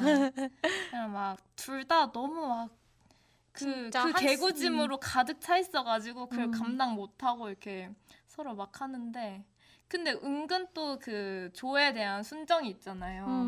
그 영화를 보면 가만 보면 그 첫눈에 반하게 되는 그런 씬들이 딱 있어요. 그 로리가 그랬고 에이미가 그랬고 그 존 브룩 그 가정교사 매그의 남편 그분이 그랬고 딱 그 사랑에 빠지게 되는 순간에 엄청 짧게 이렇게 딱 보여주는 그런 것들이 있는데 그런 것들 되게 잘 살린 것 같고 티모시 샬라메 배우가 그 레이디버드에서도 같이 이제 호흡을 맞췄잖아요. 시엘사 로난이랑 이제 그레타 거의 감독이랑 같이 호흡을 맞췄었는데 거기에서도 약간 좀 재수없다고 해야 되나? 좀 허세 가득한 돈 많은 한량 같은. 돈 많은 한량 같은 그런 게 좀 겹치잖아요. 그레타 거의 그렇게 보고 있나 봐요. 티모시 샬라메를. 아니 근데 그런 역할을 하는 걸 즐기는 것 같아요. 그러니까 그게 약간 그거에 뭔가 그 허세로움을 그대로 좀 보여주는 맞아. 그런 걸 좀 즐기는 것 같아요. 그 배우 스스로도 이 로리의 존재감을 최대한 없애는 게 음. 자기의 그런 가능성을 상정하고 들어갔다고 얘기했는데 이제 막상 이렇게 영화를 보면 로리한테도 뭔가 충분히 애정을 가질 수 있는 캐릭터잖아요. 그냥 그런 거에 좀 감명 깊게 느꼈던 것 같아요. 또 로리도 그냥 그 캐릭터가 그냥 재수없고 많은 게 아니라 어떤 그런 사랑을 느끼고 또 한때 그 황금 같았던 그런 유년 시절 함께하고 그것만으로도 뭔가 빛나는 그런 게 있는 로리도 한편으로 자신에게 뭔가 강요되는 어떤 귀족의 남성 후계자의 어떤 그런 위치에서 답답함을 굉장히 많이 느꼈던 인물이잖아요. 그렇기 때문에 조 마치의 집안에 더 어울리고 싶어 했던 것도 맞는 것 같고 그래서 그런 로리가 느꼈던 감정이라던가 그럼에도 에이미와 조의 이야기를 진중하고 참을성 있게 듣고 있다는 느낌을 항상 줘가지고 되게 좋았던 것 같아요. 그러면 다음은 이 내자매의 어머니의 얘기를 한번 해볼까요? 굉장한 캐릭터죠. 이 모두를 포용하고 할 말이 없는 건가? 아니 근데 좀 너무 비현실적인 어머니의 캐릭터라 오히려 할 말이 없어지는 그런 것도 있는 것 같아요. 맞아요. 좀 기억나는 거는 아까 의상 얘기를 시작할 때 하기도 했었지만 그 자매들이 좀 많이 가지고 있는 각각의 색깔들이 있었는데 그런 것들을 좀 다 의상에도 반영을 하고 그렇게 했대요.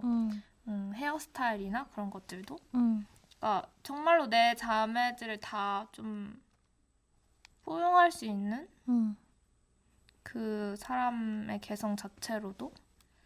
근데 뭔가 조와의 관계가 계속해서 나타나는 게 좋았던 것 같아요. 맞아요. 엄마랑 이제 말미랑 근데 저는 그 말미가 사람 이름인데 처음에는 마미를 말미라고 부르는 줄 알았거든요. 저도 그렇게 들은. 그래. 근데 말미가 사람 이름이거든요. 그래서 사실 아이들이 엄마를 엄마가 아니라 이름으로 부르는 거잖아요. 그것도 너무 좋은데 사실 그거를 한국어로 이제 번역할 때 맘이라고 해도 엄마고 엄마라 해도 엄마라서 그냥 엄마로 번역이 된 것 같거든요. 제 생각에는. 근데 그 디테일이 저는 되게 중요한 것 같은데 그네요. 좀 아쉽더라고요. 그거를 관객들이 그냥 엄마로 보는 게 많은 사람들 당연히 알겠지만 전 처음에 그렇게 생각 못 했거든요. 그래서 그 이름으로 부르게 하는 그런 것도 너무 좋고 생각보다 할 말이 없네. 그러면 뭔가 각각의 다른 캐릭터들에 대해 더 얘기하고 싶은 게 남아 있나요? 우리가 조에 대한 얘기를 그냥 넘어가긴 했는데 그 고모에 대한 이야기도 잠깐 하고 넘어갈까요? 좋아요. 고모도 약간 그런 영화 내내 되게 틱틱거리잖아요. 맞아요. 근데 그게 되게 재밌었던 것 같아요. 그냥 메릴 스트립 나올 때마다 너무 그냥 웃기고 그 되게 그 유명한 장면 있잖아요. 그 맞아요. 제가 뭐 여자들은 결혼을 잘해야 된다 이렇게 말을 하니까 저가 근데 고모는 결혼 안 하셨잖아요. 그러니까 나는 부자잖아. 난 돈 많잖아. 맞아요. 이 장면이 있는데 그냥 자기의 그런 위치를 되게 잘 알고 있었고 뭔가 가난한 그러니까 조의 아빠가 동생인 거죠. 네네네. 그러니까 동생이 그렇게 가난하고 뭔가 어떤 정의를 쫓으면서 살지만 가족들을 고생시키는 게 너무 못마땅하게 항상 생각하는 건 변하지 않지만 어쨌든 에이미한테도 기회를 주고 유럽에 데려다 주고 이제 항상 급한 일이 있을 때 항상 도움을 주고 또 마지막에는 조에게 유산을 남기기도 하고 뭔가 그런 게 진짜 정말 캐릭터 하나하나 진짜 돌이켜보면 너무 미워할 구석이 없는 맞아요. 그런 게 있었던 것 같아요. 그러니까 뭔가 내내 나와가지고 그 말미한테도 막 그러면 안 된다 그러고 막 동생한테도 그러면 안 된다. 조한테도 막 문제라고 결혼식 날에도 막 내내 와가지고 이제 인생 망쳤다. 맞아. 매그 보고도 막 희망은 에이미뿐이라고 막 이랬으면서 근데 나름대로 조한테 전 집을 물려준 거 보고 사실 굉장한 애정을 가지고 있었던 거 아닐까? 고모도 돈이 많고 결혼을 하지 않은 지금의 인생을 생각해보면 어린 시절에 저처럼 엄청 저항적이고 엄청 반항적이고 것 같은 그런 과거가 상상이 되거든요. 뭔가 되게 상상할 여지가 많은 캐릭터인 것 같아요. 근데 다 크고 보니까 너무 자기가 고생을 많이 한 거 아닐까요? 그럴 수도 있고. 그래가지고 그냥 편하게 살아 편하게 라고 말을 했던 것 같은데 근데 그럼에도 알고 있었던 거죠. 그럴 수 없다는 것도 알고 있었던 것 같고 그래서 조에게 그렇게 집을 주고 준 게 아닌가라는 생각을 했던 것 같아요. 나름대로 고민을 되게 많이 한 것 같은. 재밌었죠. 진짜 다 너무 재밌었어요. 뭐 나올 때마다 너무 웃겨가지고. 맞아요. 그러면 근데 조에 대한 얘기는 뭔가 영화 전반적으로 계속해서 그런지 뭔가 할 얘기가 더 남아있을진 잘 모르겠어요, 저는. 어때요? 어때요? 저희 아까 엔딩 장면에 대한 이야기를 충분히 했었나요? 뭔가 더블 엔딩 구성이라는 정도로만 언급을 했던 것 같은데 그러면 그 얘기를 좀 더 해볼까요? 그래도 좋을 것 같아요. 저는 이 영화의 결말이 굉장히 모호하게 났다고 생각을 했어요. 그러니까 어디까지가 조의 소설이고 어디까지가 진짜 조가 겪은 일인지 제 나름으로는 정확히 구분되지 않는다고 생각했거든요. 저는 그 학교를 세우고 모두가 함께 모여서 행복하게 다시 지낸다라는 것마저도 이게 조가 실제로 그런 건지 아니면 소설 속에서 자기가 그렇게 쓴 건지 모르겠는 거예요. 왜냐면 뭔가 저는 이 영화 자체가 유년 시절이 행복이고 현재가 불행이다라는 식의 그러니까 그래서 함께 있는 건 행복이고 각자의 길을 가는 건 불행했지만 우린 다시금 모였어라는 식의 이야기를 하고 있진 않다고 생각했거든요. 그러니까 저는 함께 있든 함께 있지 않든 어쨌거나 살아가고 있는 거잖아요. 그래서 저는 이 이야기를 감독이 되게 모호하게 던짐으로써 결말에 관객에게 그래서 네가 원하는 건 뭐였어? 너가 이 이야기를 보면서 네가 끝끝내 욕망했던 건 뭐였어라고 물음을 던지는 것 같은 거예요. 그래가지고 결말이 되게 좋았던 것 같아요. 그렇게 보는 것도 너무 재밌는 것 같아요. 저는 그 학교에서 그 따사로운 노란 빛을 다시 되찾은 그게 너무 아름답게 여겨져서 그거는 그냥 제가 사실이라고 받아들이고 싶었던 것 같아요. 그래서 그거는 그건 정말 그게 정말로 엔딩이고 저는 그게 정말로 엔딩이고 결혼은 안 했다 이렇게 받아들였거든요. 아까 얘기를 했었는지 기억이 정확히 안 나는데 작가 자신도 결혼을 하지 않았고 그게 원하지 않았던 결혼을 하는 게 원하지 않았던 엔딩이고 그랬었어서 그랬기 때문은 아닌데 전 영화를 그냥 처음 보면서도 이게 너무 재밌다. 그냥 이런 식으로 내가 돈 때문에 이렇게 쓸 수밖에 없었다. 이런 식으로 보여준 거구나 라고 생각을 했는데 두부 씨가 얘기한 것처럼 그렇게 관객들에게 넘기는 것도 오히려 더 재밌는 것 같네요. 아니 왜냐면 제가 영화를 보고 나서 딱 나왔을 때 결말에 대한 감상이 제 친언니랑 저랑 너무 다른 거예요. 너무 그냥 감상 자체가 다른 게 아니라 그걸 어떻게 보냐, 어떻게 뭐가 어디까지가 사실이냐를 받아들인 것 그 정도도 너무 다른 거예요. 그래서 이게 진짜 관객마다 다를 수 있겠구나라고 생각을 했던 것 같아요. 저는 그 다시 모여서 학교를 세우는 것마저도 소설의 이야기라고 생각했거든요.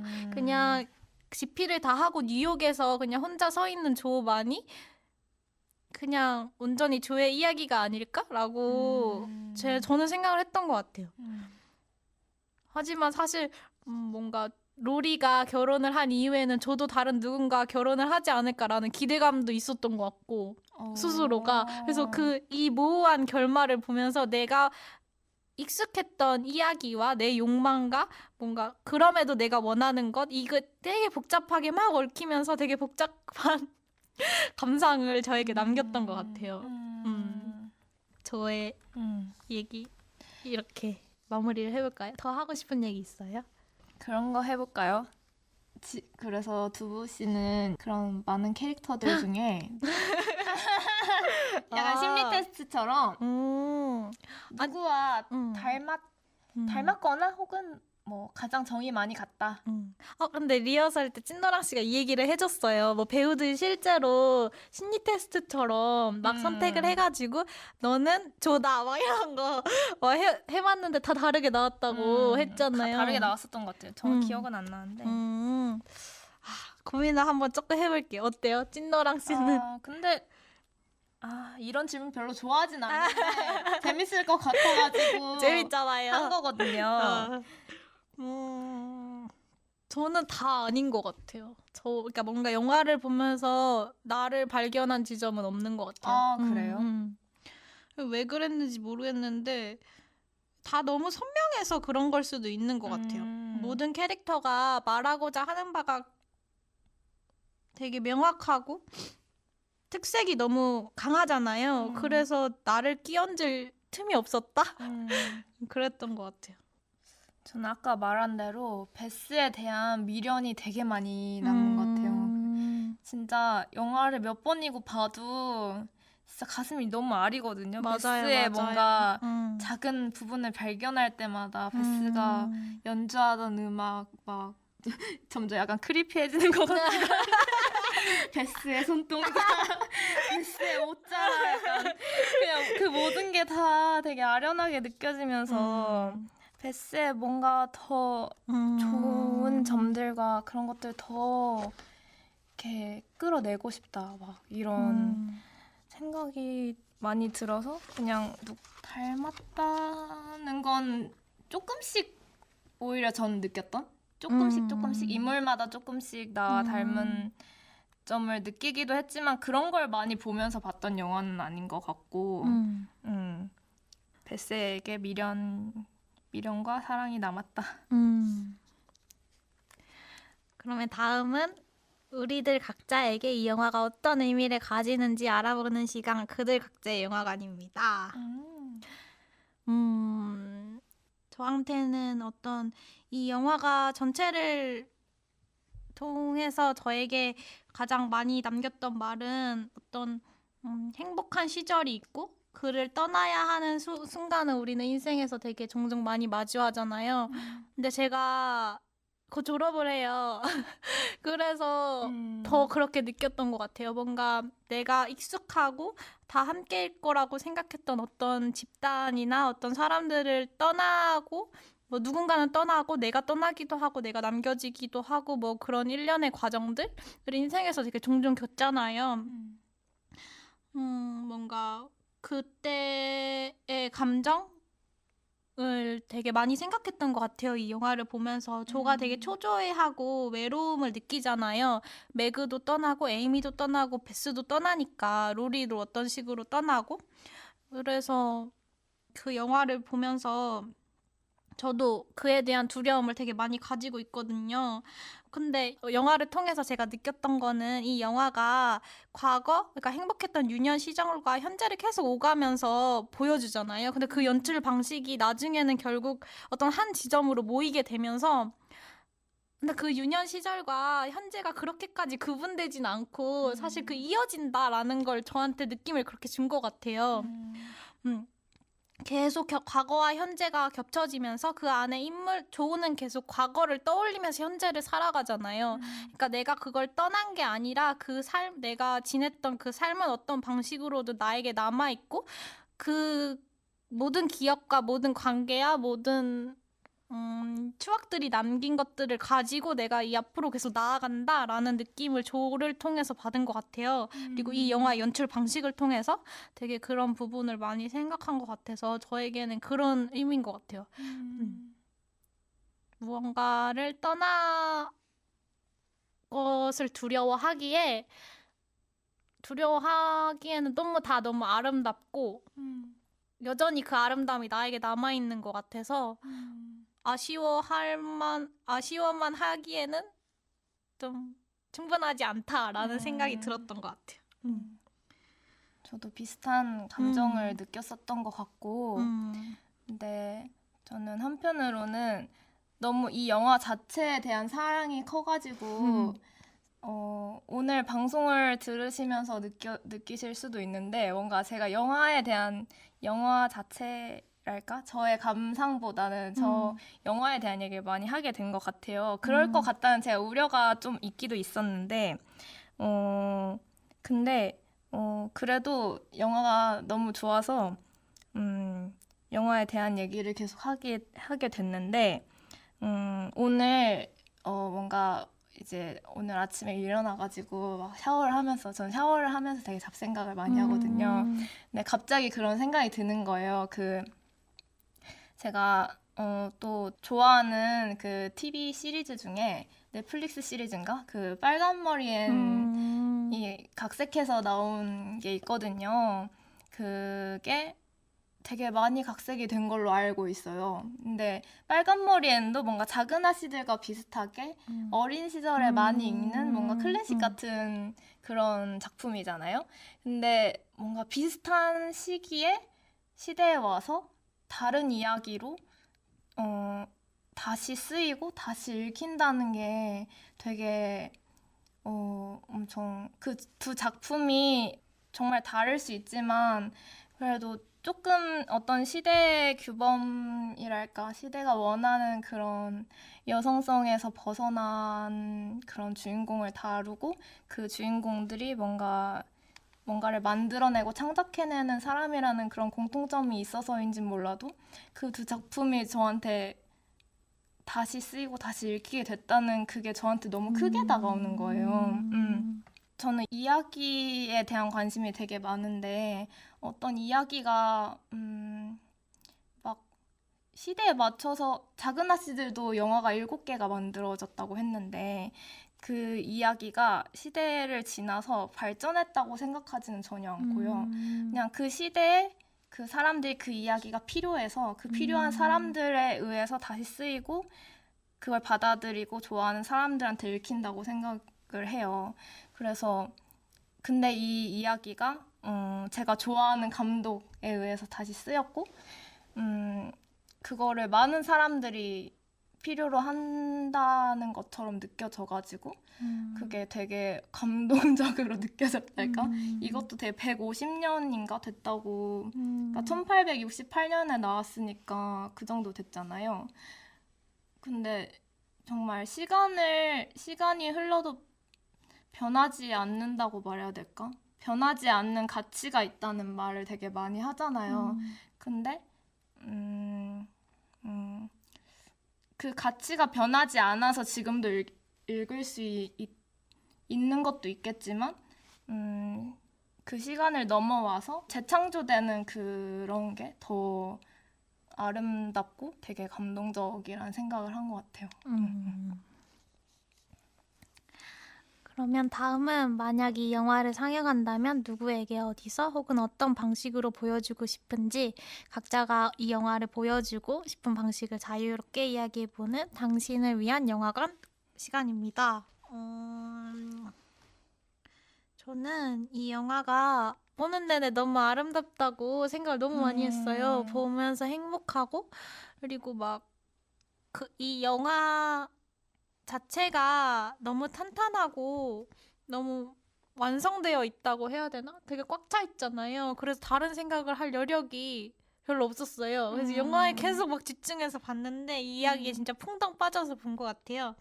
그래서 아무 때나 봐도 좋을 것 같아요. 저는 우울할 때 보면 안 되는 영화 같은 거 뽑아뒀거든요. 근데 이 영화는 우울할 때 봐도 되고 즐거울 때 봐도 되고 아무 때나 봐도 좋을 것 같아요. 저 너무 공감이 되는 게 저도 사실은 영화를 여러 번 보는 사람은 아니거든요, 평소에. 근데 지금 이걸 3번 봤잖아요. 그러니까 언제 봐도 좋은 영화인 게 진짜 확실한 것 같아요. 맞아요.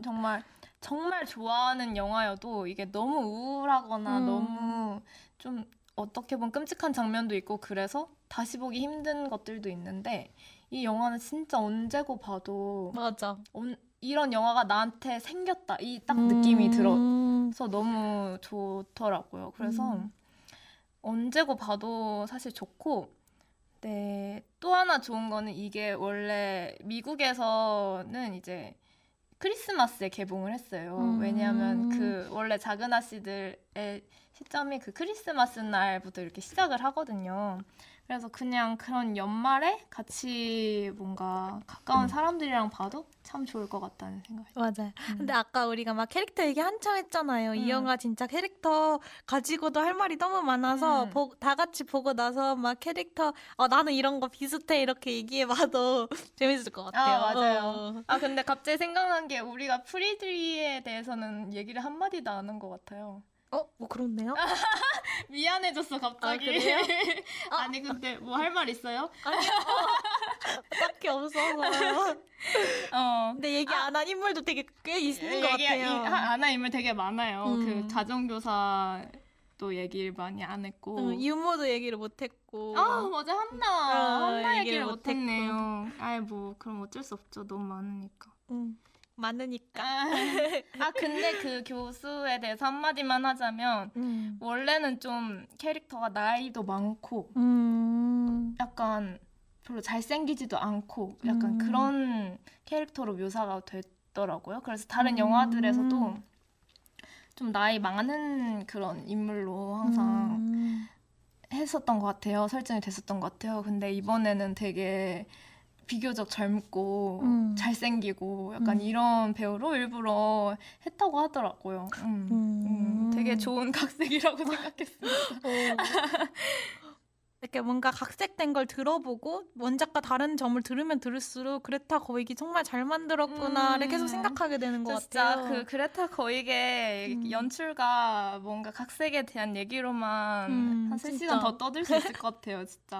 저 마지막으로 그 그레타 거이 감독님의 인터뷰를 본 것 중에 진짜 좋았던 게 뭔가 원작이 탄탄하고 모두가 알고 있는 원작과 이미 그 원작을 바탕으로 만들어진 영화가 너무 많을 경우에 새 이야기를 쓰는 거 굉장히 어렵잖아요. 근데 그레타 거이 감독님 인터뷰에서 들은 거로는 자기는 그 부분에서 되게 좋았던 게 작은 아씨들 원작이 오래전부터 사람들에게 각인되어 있는 방식이 그러니까 작은 아씨들에 대해 사람들이 가지고 있는 이미지를 알고 있다는 거는 그 이미지에서 벗어난 이미지를 그러니까 그걸 비틀 수 있는 요소가 굉장히 많다는 걸 의미한다고 얘기를 하셨더라고요. 근데 저는 그 말이 너무 좋은 거예요. 뭔가 디즈니가 하고 있는 시도들도 전 그런 거라고 생각을 하거든요. 뭔가 공주들을 만들어낸 것도 스스로이지만 그리고 공주에게 기대하는 바도 잘 알고 있지만 그걸 비틀 수 있는 것도 디즈니잖아요. 뭐 그런 식의 느낌이 되게 많이 들어가지고 너무 좋았어요. 모두가 알고 있는 이야기에 굉장히 다채로운 방식으로 새로운 이미지를 더 씌운 것 같아서 너무 좋았습니다.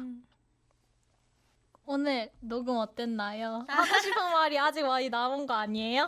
이제 시작인 것 같은데. 그럼 또 뭐 하고 싶은 말 있어요? 근데 그렇게 물어보니까 잘 모르겠어요.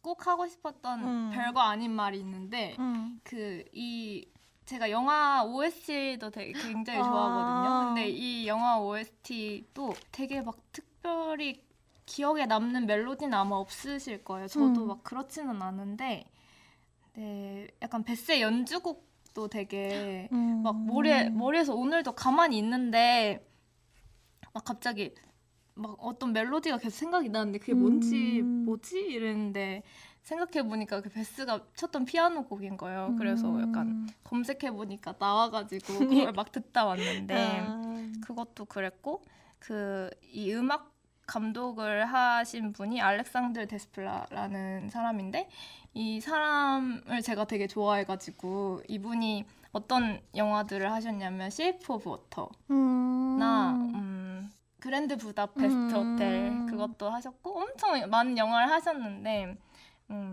그냥 꼭 말하고 싶었어요. 그러게요. 우리가 저희가 하고 싶었어요. 음악 얘기 하나도 안 해가지고 너무 좋아해서 그냥 좀 추천드리고 싶은 마음에 OST도 한번 다시 들어보면 좋으실 것 같습니다.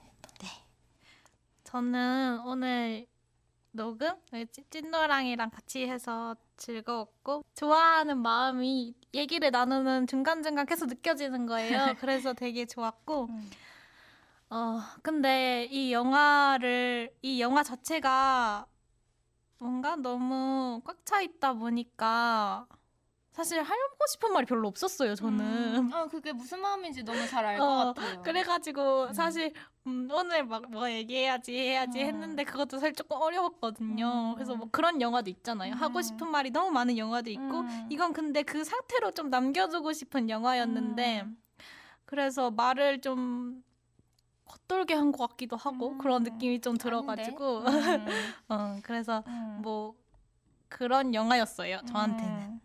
저도 아까 얘기했다시피 그냥 영화에 대해서만 그래 나 이렇게 덕후다 약간 이런 느낌으로만 얘기를 하게 될 것 같았는데 역시나 그렇게 돼가지고 조금 아쉬운 마음도 있는데 또 영화에 대해서 얘기하는 것 자체가 재밌는 그런 것들도 있으니까요. 이런 영화도 있죠. 그래서 오히려 아쉬움이 많이 남고 더 얘기하고 싶은 마음에 근데 그래도 어느 정도 생각했던 얘기들은 많이 했는데 초반에 지금 느끼는 건 초반에 내가 긴장을 많이 했다는 걸 지금 깨닫고 있고 저도요. 저 오늘 네. 긴장 너무 많이 했어요.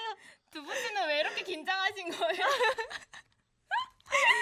아니 제가 뭔가 몰라요. 너무 긴장이 그랬어요? 오늘 너무 긴장이 돼가지고 원래 원래 그런 날이었어요? 긴장이 근데 안 한 지 꽤 오래됐거든요. 아 그래요? 저 근데 때문인가요? 오늘 뭔가 사회를 오랜만에 봐서 그런 것 같아요. 원래 사회를 온정 씨나 나물이 봐주기도 하고 막 그러는데 사회 저한테 쉽지 않은 것 같아요.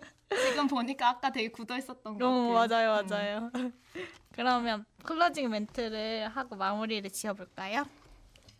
상영이 끝났으니 계단 조심하셔서 천천히 나가주시기 바랍니다. 다음 영화도 기대해 주세요. 안녕. 안녕.